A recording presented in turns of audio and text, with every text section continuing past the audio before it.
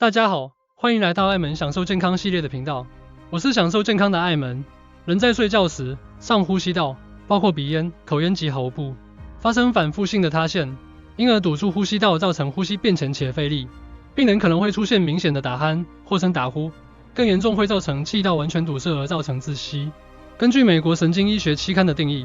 只要睡眠中平均每小时有5次以上的呼吸暂停，就患有呼吸中止症。不分男女，愈容易打鼾的人，发生睡眠呼吸中止症的几率愈高，而且鼾声的大小与严重程度呈现正相关。这种情况导致了睡眠质量的下降，并且可能对身体健康产生负面影响。肥胖是睡眠呼吸中止症的主要风险因素之一。下面我们将深入探讨这种关联以及相关的健康问题。肥胖与睡眠呼吸中止症之间的联系可以解释为过重的身体对呼吸系统造成的压力。肥胖者的颈部和面部脂肪组织增加，这可能导致气道狭窄和阻塞。当这些气道狭窄在睡眠中与舌头和软组织松弛相结合时，就会出现呼吸暂停。这种情况会引起大脑发送信号，使患者醒来或短暂的觉醒，这样呼吸就能够恢复正常，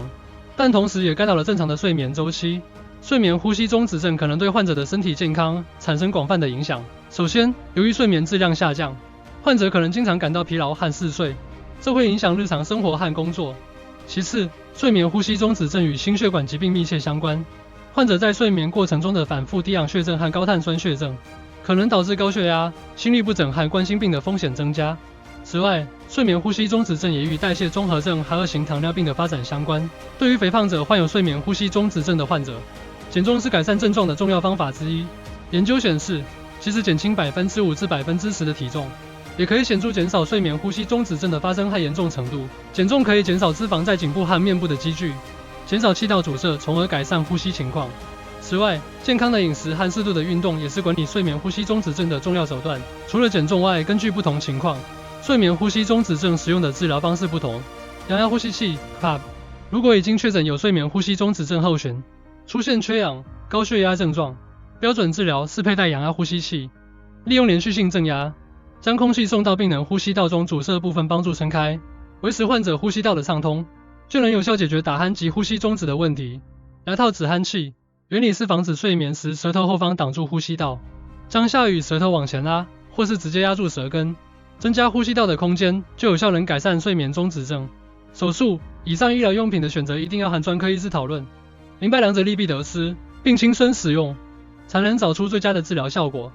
最后才考虑如原外科或耳鼻喉科手术治疗。我们应该重视肥胖与睡眠呼吸中止症之间的联系，并鼓励减重和改变生活方式，以促进健康体重和减轻睡眠呼吸中止症的症状。同时，根据情况和严重程度，我们可以考虑使用氧压呼吸器 CPAP、牙套止鼾器等器具来改善气道通畅度。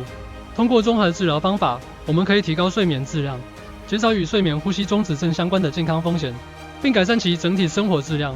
不过，最好的保健方式应该是可长久持续而健康的。每个人的身体和需求都不一样，建议咨询我们的营养师或健康专家，以获取个人化的建议和指导。根据你的目标、身体状态和饮食习惯，制定适合你的健康计划。那最后祝大家都能够轻松享受健康，谢谢大家的收看，我是享受健康的艾门。如果喜欢我们的影片，记得按订阅频道，别忘了开启小铃铛才会收到最新通知。